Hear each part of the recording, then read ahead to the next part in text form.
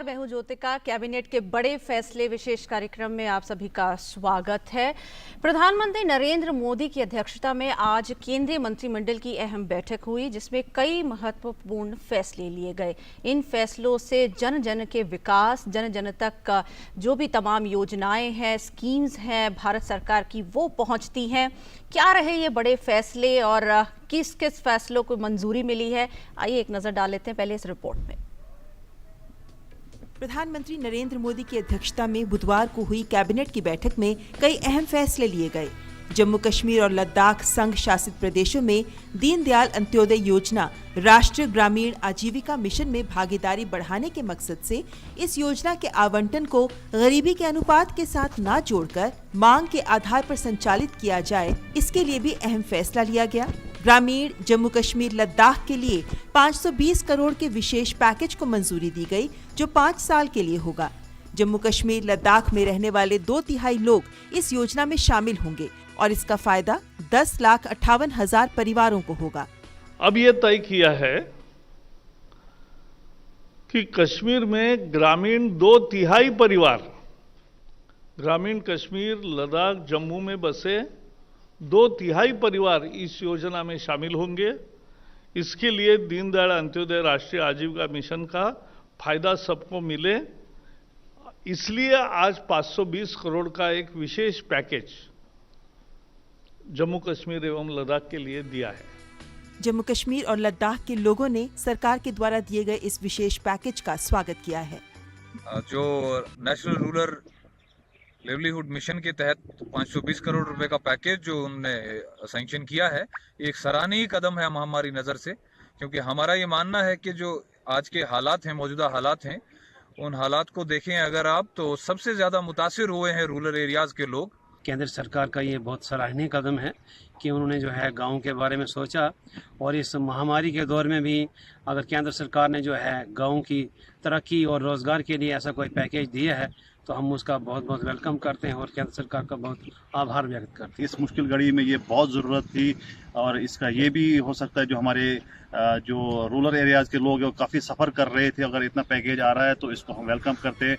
एक अन्य अहम फैसला नई शिक्षा नीति के संदर्भ में हुआ है। इस नीति को अमल में लाने के लिए स्टार्स कार्यक्रम का निर्णय लिया गया है। स्टार्स यानी strengthening teaching, learning and results for states. इस कार्यक्रम की लागत 5,718 करोड़ होगी, जिसके लिए 3,700 करोड़ रुपए की सहायता विश्व बैंक करेगा और 2,000 करोड़ राज्यों द्वारा उपलब्ध कराया जाएगा। कक्षा 3 तक भाषा ज्ञान में सुधार होगा, जहां मातृभाषा में पढ़ाएंगे, जहां जिस ज्ञान होना बहुत महत्वपूर्ण उपलब्धि है 3 और 8 के दरमियान। माध्यमिक शिक्षा पूरी करने के दर में सुधार होगा, विकेंद्रित प्रशासन में सुधार होगा, एक सुशासन प्रशासन में आएगा, राज्यों के बीच सहयोग बढ़ेगा, शिक्षकों का प्रशिक्षण होगा, परीक्षा में सुधार होंगे और अंतर्राष्ट्रीय प्रतिस्पर्धाओं में भाग लेगा भारत।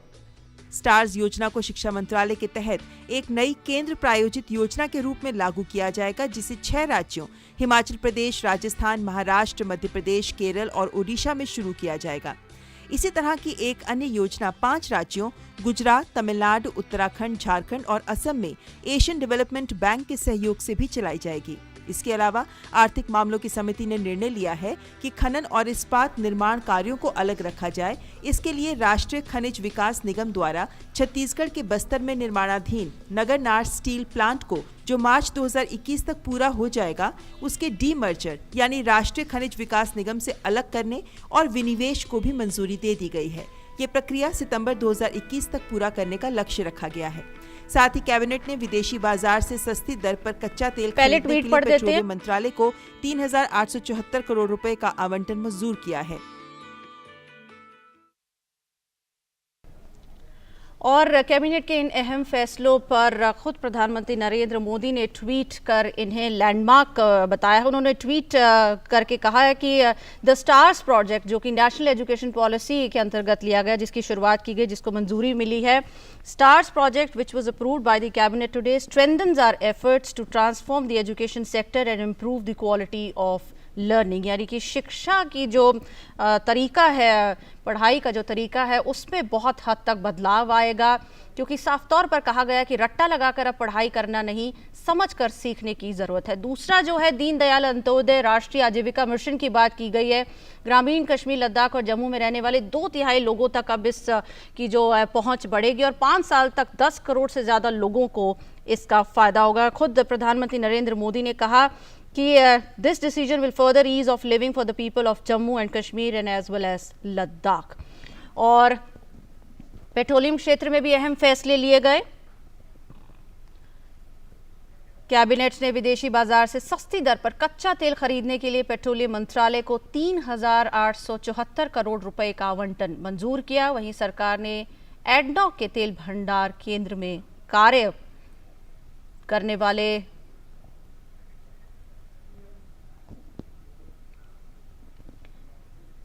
यह नई राष्ट्रीय शिक्षा नीति के अंतर्गत इसको अमली जामा पहनाना शुरू कर दिया गया है। स्टार्स कार्यक्रम की, जैसे कि मैंने बताया, इसको मंजूरी मिल गई है। इस पर अमित शाह ने भी ट्वीट करके कहा कि breaking the orthodox barriers, PM Narendra Modi government STARS project will be based on learning with understanding. It will help improve the quality of education by providing capacity building exercises for the teachers and focusing on monitoring of the school education system. सभी केंद्रीय मंत्रियों के भी इसमें प्रतिक्रिया निकलकर सामने आ रही है इन अहम कैबिनेट फैसलों को लेकर। और आज इन्हीं फैसलों पर विस्तार से बातचीत करने के लिए हमारे साथ दो मेहमान जुड़े हैं। वो हैं प्रोफेसर धीरज शर्मा हैं, डायरेक्टर हैं IIM रोहतक से। प्रोफेसर साहब नमस्कार, स्वागत है आपका। प्रोफेसर DS गुप्ता हैं, department of economics, Jammu university से। नमस्कार प्रोफेसर साहब, आपका भी बहुत बहुत स्वागत है। नमस्कार। प्रोफेसर धीरज शर्मा, आपसे अगर शुरुआत करूं, न्यू एजुकेशन पॉलिसी की बात हो रही है। लगातार पहले दिन से प्रधानमंत्री नरेंद्र मोदी ने कहा है कि इस पॉलिसी का साफ तौर पर जो मकसद है वो है पढ़ाई को पढ़ाई के तौर पर समझना, ना कि उसको दिमाग में एक जिसको कहते हैं रोबोट की तरह रट्टाफिकेशन कर लेना और उसे मशीन की तरह नहीं, पढ़ाई को समझने की ज़रूरत है। और उसी पर फिर एक बार आज बल दिया गया इस कैबिनेट फैसले में। अगर स्टार्स प्रोग्राम की शुरुआत जो उसको मंजूरी मिली है उसकी बात की जाए तो जी, मेरे ख्याल से ये तो एक बहुत ही महत्वपूर्ण स्टेप जो आज लिया गया है। इसमें एक तो भारत सरकार ने अपने आप को अलाइन किया है वर्ल्ड बैंक की पॉलिसी से जी। उससे हमें एक वित्तीय सपोर्ट मिल जाएगी उनसे। और दूसरा ये रहेगा कि जो education policy, new education policy, जिसमें बहुत ज्यादा फोकस है कि मातृभाषा, राष्ट्रभाषा और इंग्लिश, इन सब का उपयोग अलग अलग जगह पे और एक अच्छे तरीके से किया जाए। क्योंकि बच्चे कई बार ऐसा होता है कि अपनी मातृभाषा, अपनी राष्ट्रभाषा में कॉन्सेप्ट को ज्यादा अच्छे से समझ लेते हैं। वो रट्टा लगाकर उनको अंग्रेजी का वो सीखने की आवश्यकता नहीं। कुछ चीजें ऐसी हैं जो कि जिसे हम कई बार हम बोलते हैं निमोनिम्स, जिससे जो कई बार हम लोग यूज करते हैं निमोनिक्स, उसको अंडरस्टैंड करने, चीजों को रटने के लिए, वो ये उसके ऊपर आधारित इसकी एक साइंटिफिक इसके पीछे एक प्रणाली है।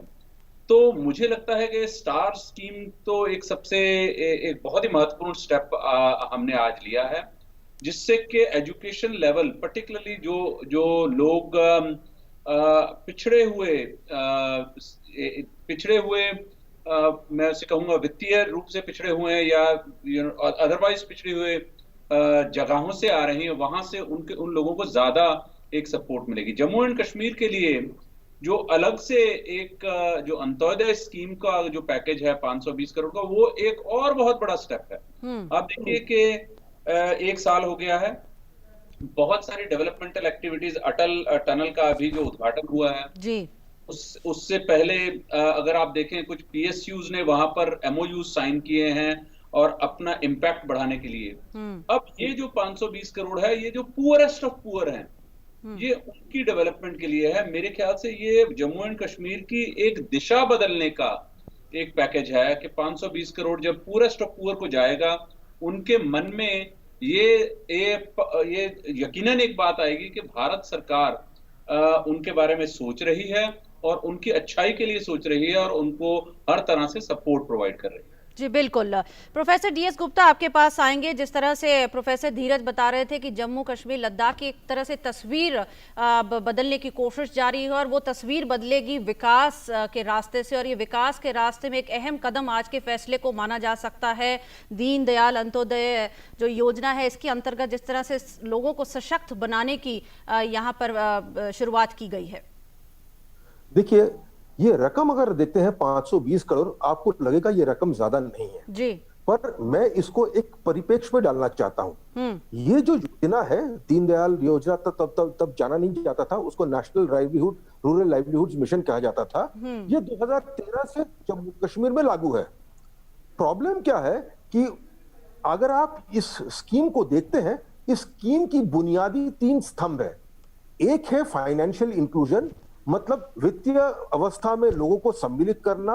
दूसरा है संगठन, सेल्फ हेल्प ग्रुप्स में लोगों को जोड़ना जी। तीसरा है जो इनकी स्किल्स हैं, बेसिकली दक्षता है, उसको बढ़ावा देना, ताकि लोग खुद ब खुद अपने रोजगार जुटा पाए, एंटरप्रेन्योरशिप पे जाए और वो आगे बढ़े। इसके लिए हमें समुदाय को इन्वॉल्व करना था, क्योंकि हर काम सरकार कर नहीं पाता है। पर जम्मू कश्मीर में जब ये लागू हुआ 2013 में, तब हमारी यहाँ पे जो ग्राउंड लेवल पे इंस्टीट्यूशन जो थे, वो है ग्राम पंचायत, वो बिल्कुल इनफेक्टिव थे, क्योंकि इलेक्शंस तो होता था पर इनको एम्पावर नहीं किया जाता था और ये सिलसिला चलता रहा। पहला बदलाव आया 2018 में, जबकि हमारे यहाँ पे इलेक्शंस हुआ। और दूसरी बात, नौकरशाही जो है राज्य का, उसको कहा आप बैक टू द विलेजेस जाइए, लोगों को बताइए सरकार आपके लिए क्या कर रहा है, सरकारी क्या योजनाएं हैं वगैरह वगैरह, और उनमें संगठित होने का वो विश्वास पैदा करिए। और आज 2 साल से ये लगातार चल रहा है। दूसरी बात, कुछ कॉन्स्टिट्यूशनल डेवलपमेंट्स जो हैं, पंचायती राज इंस्टीट्यूशंस इस रियासत में कमजोर इसीलिए थे क्योंकि 73rd अमेंडमेंट इस राज्य पे लागू होता नहीं था। आज ये लागू होना अगस्त 5 और 6 2019 के बाद हमारी संविधान है पूरी तरह से लागू हो रहा है, मतलब 73 संशोधन भी इस पे लागू हो रहा है। तो इस परिप्रेक्ष्य में जब देखते हैं, तब इसका जो वैल्यू जो है वो काफी बढ़ जाता है। क्योंकि आप क्या कर रहे हैं, आप आज आपके पंचायत के पास खुद फंड्स हैं, वो एक्टिव हैं, और उसके ऊपर आप ऐसा एक प्रक्रिया शुरू कर रहे हैं जिसके तहत जो सबसे गरीब है उसको आप भर्ता नहीं दे रहे हैं, आप उसको सशक्त कर रहे हैं, वो अपने पैरों पे खड़े हो जाए, वो बैंक से कर्जा ले, कहीं से भी कर्जा ले, वो अपना माइक्रो क्रेडिट और माइक्रो एंटरप्राइजेस शुरू करें, ताकि नॉन फार्म एम्प्लॉयमेंट जो है वो काफी बढ़े। देखिए, जम्मू कश्मीर में प्रॉब्लम क्या है कि लैंड रिफॉर्म्स तो हो गया है, पर रूरल प्रोडक्टिविटी यहाँ पे काफी लो रहा है। और अगर आपको रूरल इनकम्स बढ़ाने हैं, क्योंकि सस्टेनेबल तरीका अगर आप गरीबी को खत्म करना चाहते हैं, वो रूरल इनकम्स बढ़ाने से ही होगा। और उसके लिए आपको micro enterprises, non farm income को पुश करना पड़ेगा। और ये जो योजना है, दीनदयाल अंत्योदय योजना, जो सबसे गरीबों के लिए है, वो ये कोशिश करता है कि लोग अपने पैरों पे खड़े हो जाए।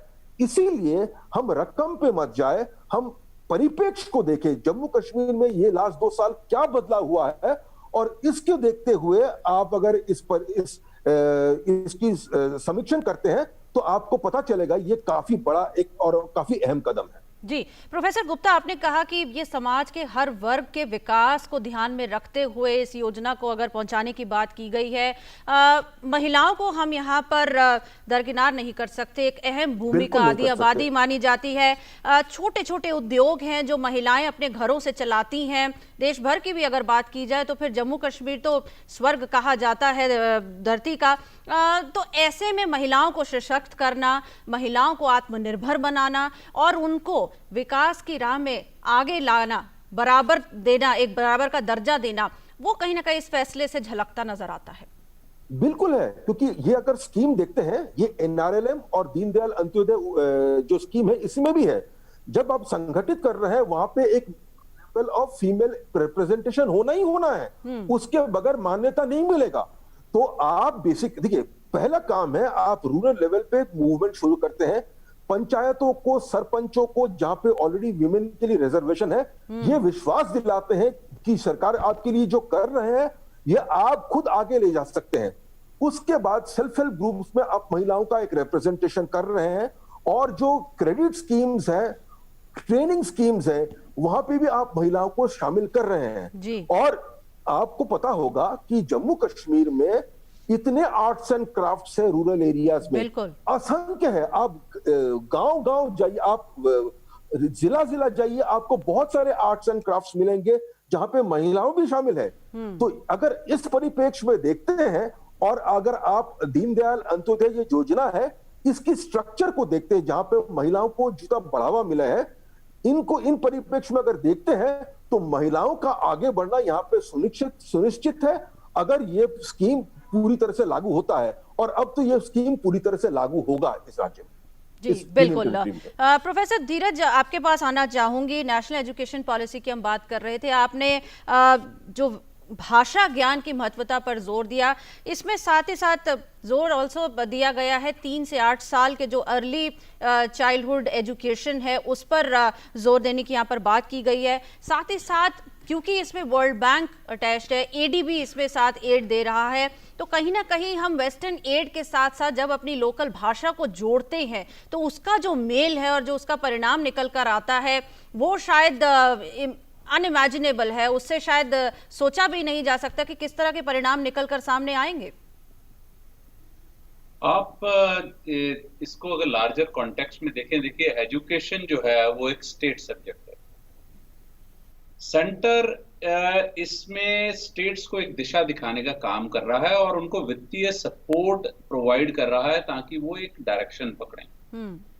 अगर आप पॉलिसी को ध्यान से देखें तो इसमें जो फोकस, बहुत इंपॉर्टेंट फोकस पहले था ऑन फाउंडेशनल लिटरेसी, कि जो फाउंडेशन लेवल पे लोग लिटरेट बने और उनका एक जो स्तर है एजुकेशन का वो ऊपर बढ़ के आए।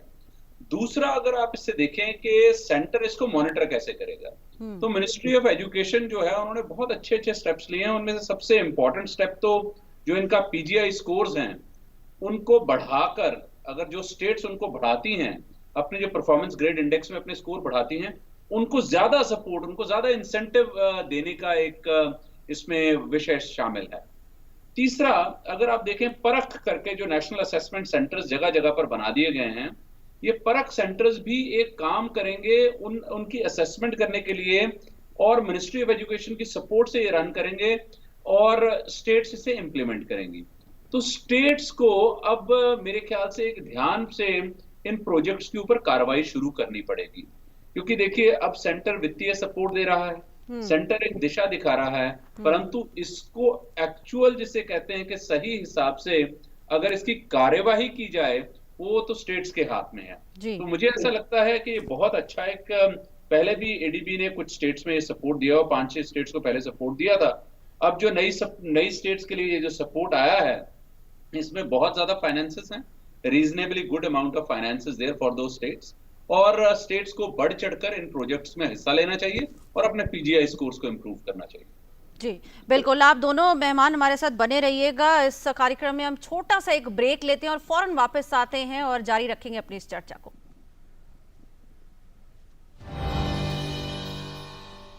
एक भरोसे का हुनर उंगलियों को मिल गया, मिट गए वो फासले, वो वक्त भी बदल गया। रिश्ते पुराने हैं मगर मिलने के हैं ढंग नए, बदलाव के घुलने लगे अब जिंदगी में रंग नए। हम जहां, हमारा बैंक वहां।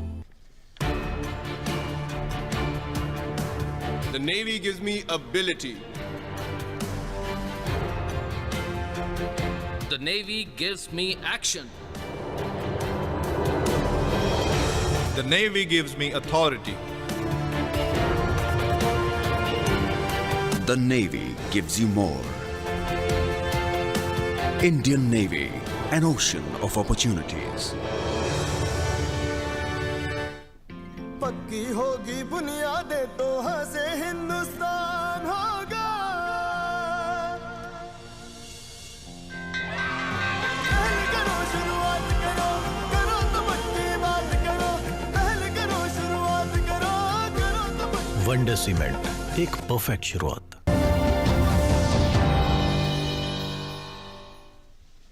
ब्रेक के बाद आपका स्वागत है। आप देख रहे हैं खास कार्यक्रम कैबिनेट के बड़े फैसले, और इस पर चर्चा करने के लिए हमारे साथ दो मेहमान जुड़े हुए हैं। हमारे साथ हैं प्रोफेसर धीरज शर्मा, डायरेक्टर हैं IIM रोहतक से, और प्रोफेसर DS गुप्ता हैं, department of economics Jammu university से। प्रोफेसर गुप्ता, आपके पास आऊंगी।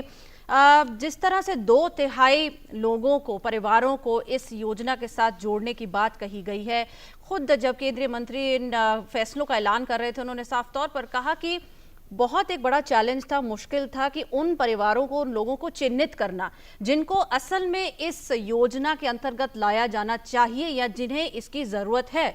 अब उस प्रोसेस को भी अप टू द मार्क किया जाएगा और ज़्यादा से ज़्यादा लोगों तक पहुंचने की जो एक कोशिश है उसमें इजाफा किया जाएगा।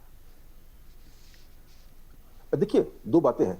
जब आप चयन कर रहे हैं तो कम्युनिटी पार्टिसिपेशन बहुत जरूरी होता है, क्योंकि गांव में सभी को पता है कि किसको सबसे ये जरूरी किसके लिए है जी, किसको इसकी खास आवश्यकता है, ये गांव में पता है। इतने साल इसको कोशिश किया जा रहा था लागू करने के विदाउट कम्युनिटी इन्वॉल्वमेंट। अगर आप इसको लागू करना चाहते हैं और पंचायती राज इंस्टीट्यूशंस, इदारे जो आपके पास है, इनको अगर इन्वॉल्व करता नहीं है, आप करते नहीं है, ये सिर्फ नौकरशाही से चलता है, तो ये तो कभी सक्सीड कर ही नहीं सकता। आवाम के लिए जो आप योजना बना रहे हैं, तो आवाम की इन्वॉल्वमेंट के बगैर तो हो ही नहीं सकता। और ये स्थिति था यहाँ पे 2000 से लेके 2013 से लेके 2018 तक, जब ये योजना शुरू हुआ तब तो यहाँ पे कम्युनिटी इन्वॉल्वमेंट था ही नहीं, ये नौकरशाही से ही चल रहा था। मैं बार बार कहता हूं, बदलाव आया 2018 में एक तरफ से, जब बैक टू द विलेजेस एक प्रोग्राम शुरू किया। वहां पे सिविल सर्वेंट्स को सेंसिटाइज किया गया कि भाई गांव में हालत क्या है, और गांव वालों को बताया गया कि आपके पावर्स क्या है, सरपंच के पावर्स क्या है, आपकी रिस्पॉन्सिबिलिटीज क्या है। यह प्रक्रिया अभी तक खत्म नहीं हुआ है, ये 2 साल से यह प्रक्रिया चल रहा है, और इस प्रक्रिया का तीसरा स्टेज इस वक्त चल रहा है। बैक टू द विलेजेस अभी भी हो रहा है, और इसीलिए ये इन्वॉल्वमेंट होना जरूरी था। एक बार आप कम्युनिटी को इन्वॉल्व करते हैं तो सेल्फ पुलिसिंग हो जाता है, लोगों को पता है कि कौन यहाँ पे लाइफ, कौन वल्नरेबल है, कौन नहीं वल्नरेबल है। देखिए, यहाँ पे हम गरीबी देख नहीं रहे हैं, हम देख रहे हैं वल्नरेबिलिटी। एक परिवार हो सकता है जिसके पास जमीन का टुकड़ा है, जिसके चलते उसका पेट भर जाता है, पर वो हमेशा वल्नरेबल रहता है कि आज अगर फसल ठीक नहीं हुआ, कुछ उल्टा सीधा हो गया इस साल, तो उसके लिए प्रॉब्लम बन सकता है। इसकी, और ये कॉम्प्लिकेटेड होता है, इसकी अगर आप आइडेंटिफिकेशन करने हैं, नौकरशाही से करवाना है, तो आपको तो दशक लग जाएगा और आपका काम ठीक तरह से नहीं होगा। पर एक बार आप कम्युनिटी को इसमें इन्वॉल्व कर लेते हैं, पंचायत को इन्वॉल्व कर लेते हैं, जिसमें लोगों का आस्था है और जो जमीनी हकीकत क्या है, ग्राउंड रियलिटीज क्या है, जिनको पता है, वो एक बार इसमें इन्वॉल्व हो जाते हैं तो बहुत कुछ हो सकता है। देखिए, मैं बार बार कहता हूं, यहाँ पे लोग रकम देख रहे हैं 520 करोड़, रकम ज्यादा नहीं है, पर इस रकम से क्या हो सकता है वो काफी ज्यादा है। और खास करके अगर हमें रूरल पॉवर्टी को बढ़ाना, खत्म करना है, अगर हमें माइक्रो एंटरप्राइजेस को जनरेट करना है, तो मैं मानता हूं ये एक बुनियादी कदम है। बिल्कुल। इसके चलते आप जब रूरल लोगों को संगठित कर रहे हैं, उसको फाइनेंशियली इंक्लूड कर रहे हैं, उसको स्किल्स दे रहे हैं, तो मुझे लगता है कि बुनियादी ढांचा जो है आपके लिए एक एंटरप्रेन्योरियल रूरल इंडिया जी, ये बनाने के लिए आप ये ढांचा बना रहे हैं, जिसके चलते ये काम काफी आगे तक जा सकता है। बिल्कुल। प्रोफेसर धीरज, आपके पास आऊंगी। NEP से जुड़ा एक और सवाल, अगर स्टार्स प्रोजेक्ट की बात की जाए तो इसका मतलब है strengthening teaching, learning and results for states. Results of states की हमने बात की है, बच्चों के लर्निंग स्टाइल की हमने बात की है। यहाँ पर अगर टीचिंग की बात की जाए, किस तरह से एक नई दिशा, एक नई तस्वीर यहाँ पर शिक्षकों के लिए भी इस पॉलिसी के अंतर्गत रखी गई है। एक मोनोटोनस रूटीन से जिस तरह से वो पढ़ाते आ रहे थे, अब नया तरीका होगा, उसके लिए नई ट्रेनिंग्स दी जाएंगी टीचर्स को, और उस ट्रेनिंग को एक्सेप्ट करेंगे ये टीचर्स और फिर बच्चों को आगे शिक्षा प्रदान करेंगे। तो ओवरऑल अगर देखा जाए, ये पॉलिसी हर किसी के विकास की बात की जाती है, overall education system as a whole के विकास की बात करती है। आप देखें कि कोविड ने बहुत सारे टीचिंग, चाहे वो स्कूल एजुकेशन हो, यूनिवर्सिटी एजुकेशन हो, कॉलेज एजुकेशन हो, उसको ऑनलाइन माध्यम से दिया जा रहा है। जी। प्राइम मिनिस्टर ने ई विद्या का एक बहुत ही बड़ा एक कदम लिया, जिसकी वजह से बहुत सारे स्कूल ऐसे हैं, और उसे स्ट्रेंथन किया जा रहा है स्टार प्रोग्राम के अंडर। ई विद्या का मतलब है कि ऑनलाइन माध्यम से एजुकेशन प्रोवाइड की जाए। 30 मई के बाद इसके ऊपर बहुत ज्यादा एनकरेजमेंट है और बहुत ज्यादा फोकस है। अब अगर आप इसे देखें तो सरकार का एक और स्टेप एक टेक्नोलॉजी ओरिएंटेड और टेक्नोलॉजी लेवरेज्ड सिस्टम के ऊपर बहुत ज्यादा उनकी तवज्जो है, उनका बहुत ज्यादा ध्यान है। इससे क्या फायदा होगा? अगर आप देखें, सबसे पहले तो टीचर्स को प्रिपेयर होना पड़ेगा ऑनलाइन डिलीवरी करने के लिए। ऑनलाइन डिलीवरी का कई फायदे हैं, कई नुकसान है, बट बहुत ज्यादा फायदे ज्यादा है, नुकसान कम है। फायदा ये है कि एक तो transparency of what you deliver in the classroom. आप क्लासरूम में क्या डिलीवर कर रहे हैं, इस ट्रांसपेरेंसी होने से ही मुझे ऐसा लगता है कि जो आउटकम्स हैं, लर्निंग आउटकम्स हैं या डिलीवरी आउटकम्स हैं जो टीचर्स की, उसमें वृद्धि मिलेगी। और दूसरा ये है कि अगर इसे आप जोड़ें स्केल से, ऑनलाइन और ब्लेंडेड एजुकेशन में स्केल बढ़ाना जो है वो रिलेटिवली आसान है when you compare it to physical infrastructure, अगर आपको स्कूल खोलने हो। तो मुझे ऐसा लगता है कि ये जो स्टेप इसमें लिया गया है, पर्टिकुलरली जो ई विद्या का स्टेप था, ये बहुत बड़ा स्टेप था जी। और इसमें अगर टीचर्स को अप्रोप्रिएटली ट्रेनिंग दी जाए तो इसमें इसके पेस को, इसके दायरे को और इसकी रीच को और इसके ऊपर जो शोध हो सकता है और इसके ऊपर जो इवैल्यूएशन हो सकता है, उसमें बहुत ज्यादा आउटकम्स इंप्रूव होने का ऐसा मुझे लग रहा है कि हो जाने चाहिए। बिल्कुल। परंतु स्टेट्स को, अगेन मैं बार बार ये कहता रहता हूँ, स्टेट्स को बढ़ चढ़कर इसमें इंप्लीमेंट करना चाहिए। 5 स्टेट्स को आप ये देख रहे हैं कि एडीबी सपोर्ट कर रहा है, 6 को वर्ल्ड बैंक सपोर्ट कर रहा है और भारत सरकार उसमें अपना पैसा लगा रही है। तो ये इतना बड़ा रकम, तकरीबन 5,718 करोड़ की जो रकम है, ये काफी बड़ी रकम है। इसमें सिग्निफिकेंट शेयर जो है जी, वो वर्ल्ड बैंक दे रहा है। ये बहुत बड़ी रकम है। मेरे ख्याल से टेक्नोलॉजी से लेवरेज करके हमें रिमोटेस्ट कॉर्नर पे जाना पड़ेगा एजुकेशन देने के। बिल्कुल बिल्कुल। और 2 और अहम फैसले जो कैबिनेट की ओर से लिए गए, वो है आर्थिक मामलों की समिति ने निर्णय लिया कि खनन और इस्पात निर्माण कार्यों को अलग अलग रखा जाएगा, और साथ ही ये भी फैसला लिया गया कि विदेशी बाजार से जो सस्ती दर पर कच्चा तेल खरीदने के लिए पेट्रोलियम मंत्रालय को अब कुछ करोड़ रुपए का आवंटन मंजूर किया गया है, जो कि 3,874 रुपए है। प्रोफेसर धीरज, अगर बहुत संक्षेप में 1 या 2 पंक्तियों में आप इस पर कुछ कहना चाहें, वक्त हमारे पास बहुत कम है। देखिए, आपको कुछ टाइम पहले की अगर बात बताऊं, जब कोविड सिचुएशन शुरू हुई थी तो ब्रेंट क्रूड जो प्राइस वो कह रहे थे वो नेगेटिव में चल। नेगेटिव का मतलब ये है कि आप हमारा तेल ले जाइए, उसको स्टोर करने का इतना ज्यादा खर्चा हो रहा था कि उसको कह रहे थे कि भाई आप जो देश जो प्रोड्यूस कर रहे थे कि आप ले जाइए जी। तो ये जब ऐसा फैसला होता है, ये हमारे मिनिस्ट्री को, हमारे जो वहां पे अधिकारी हैं उनको एक शक्ति प्रदान करता है कि वो मार्केट के एडवांटेज ले पाए। जी बिल्कुल बिल्कुल। प्रोफेसर साहब, मेरे पास वक्त बिल्कुल खत्म हो चुका है। आप दोनों का बहुत बहुत शुक्रिया कि आपने हमारे कार्यक्रम में हिस्सा लिया और इन फैसलों पर बहुत महत्वपूर्ण जानकारी दी और चर्चा की। बहुत बहुत शुक्रिया आप दोनों का। तो आज के इस खास कार्यक्रम कैबिनेट के बड़े फैसलों में बस इतना ही। इजाजत दीजिए, नमस्कार।